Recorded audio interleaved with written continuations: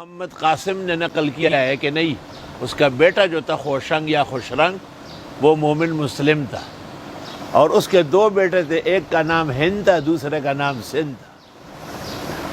اس میں سے ہند کے جو بیٹے ہیں یہ ملتان ہے، اور پشاور ہے، اور کاشغر ہے، اور غزنی ہے، اور کابل ہے، اور زابل ہے، یہ صرف ہند کے ہیں، باقی اس طرف جتنے رہ گئے وہ سب سندھ ہیں۔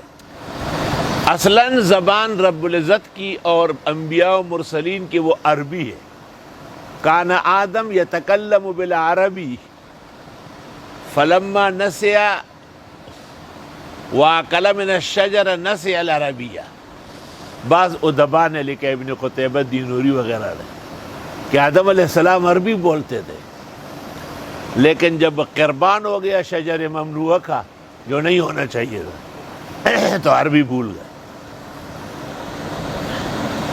بعض کہتے ہیں کہ چونکہ حضرت نوح علیہ السلام کے 4 بیٹے ہیں، کنعان تو کافر ہونے کی وجہ سے غرق ہو گیا، لیکن اس کا بیٹا خوشرنگ جو خوشنگ کہلاتا تھا وہ حضرت نوح علیہ السلام کے مذہب اور مسلک پر تھا، سچا مسلمان تھا، اور 3 بیٹے سام، حام، یافس۔ تو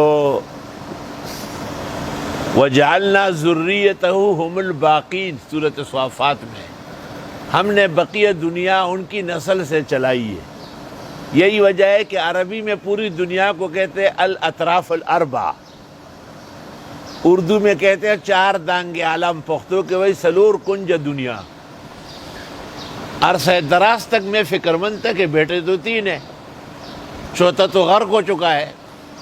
تو پھر تاریخ فرشتہ میں محمد قاسم نے نقل کیا ہے کہ نہیں، اس کا بیٹا جو تھا خوشنگ یا خوشرنگ وہ مومن مسلم تھا، اور اس کے 2 بیٹے تھے، ایک کا نام ہند تھا، دوسرے کا نام سندھ تھا۔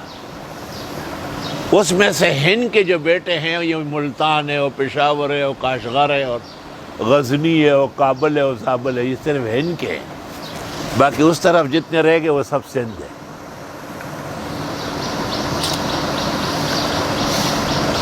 احوال کے ساتھ دنیا کا نقشہ بھی تبدیل ہوتا ہے، اور اس کو ایک زیرک مدرس، ایک عمدہ مورخ، ایک محقق محدث، رسیدہ فقیہ مفسر پکڑ سکتا ہے۔